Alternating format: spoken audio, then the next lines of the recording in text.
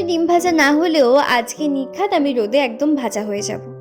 তার কারণ যেমন রোদ তার সঙ্গে বীভৎস পরিমাণে গরম। আর এখানে আসা মাত্রই দেখি বোন রোদে দাঁড়িয়ে জল দিচ্ছে, তো বললাম রোদে দাঁড়িয়ে কেন? তো বললো যে এই পাইপটা সবে মাত্র অনলাইনে এসছে ওই জন্য, না হলে রোদে দাঁড়িয়ে কে জল দেয় এখন। আসলে নতুন জিনিসের কদর প্রথম প্রথম খুব থাকে, সেটা যে কোনো জিনিসই হোক না কেন। পিসি এখানে বসে হচ্ছে দুপুরের খাওয়ার আয়োজন করছে, আর বোন তার মধ্যে দিয়ে আমাদের জন্য একদম ঠান্ডা ঠান্ডা লস্যি বানিয়ে দিল, যেটা কিন্তু এই গরমে বেশ ভালো লেগেছিল।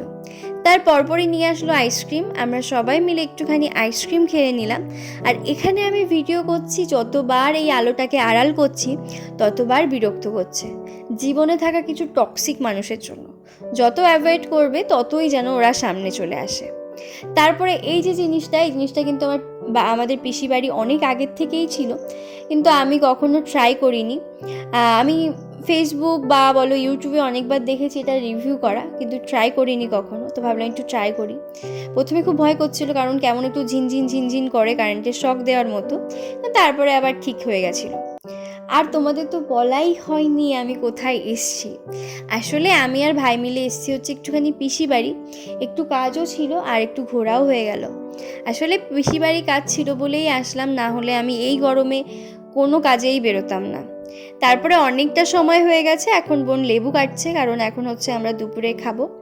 এই যে আমরা সবাই মিলে কিন্তু খেতে বসে গেছি, খুব হালকা পাতলা রান্না হয়েছিল এই গরমে। তারপরে আমরা ফোনে একটুখানি ঘাটাঘাটি করছিলাম, কারণ আজকের দিনে কিন্তু মাধ্যমিকের রেজাল্ট বেরিয়েছিল। বাড়িতে কেউ মাধ্যমিক পরীক্ষা দিক বা না দিক, রেজাল্ট বেরোলে কিন্তু সবার আগ্রহ থাকে কেমন কি রেজাল্ট হলো, কোন স্কুলে কেমন রেজাল্ট হয়েছে, পাড়া প্রতিবেশীতে কেউ থাকলে সে কেমন রেজাল্ট করলো, এই জিনিসগুলো। তারপরে আমাদের খাওয়া দাওয়া কমপ্লিট, আমরা একটুখানি ঘুমিয়ে নিয়েছিলাম, সেই ভিডিওটা আর করিনি। তারপরে ঘুম থেকে উঠে একটুখানি সবাই মিলে ফুটি খেলাম। তারপরই হচ্ছে আমি এখানে একটা ভিডিও আপলোড দিয়েছি তখনই, তো বাড়ির সবাই তাই দেখছিল, পিসি ভাই। তারপরে এই যে রেডি হয়ে গেছি, এখন হচ্ছে বাড়ি যাব। আর কতক্ষণই বা থাকবো বলো, বাড়ি তো যেতেই হবে। আর ভাই হচ্ছে এই যে গাছটা থেকে কিছু বীজ পেড়ে নিচ্ছিল, বাড়ি গিয়ে লাগাবে। এটা হচ্ছে বকফুল গাছ। অটোতে উঠে কিছু দূর গিয়ে আমরা আবার নেমে গেছি, কারণ রাস্তাটা দেখতেই পাচ্ছ, এখানে ভরা অটো যাবে না। আসলে এখন নতুন রাস্তা তৈরি হচ্ছে। আম কাঁঠাল যেমনভাবে সিজনে হয়, এখন কিন্তু ঠিক রাস্তাও সেইভাবে সিজনেই হয়।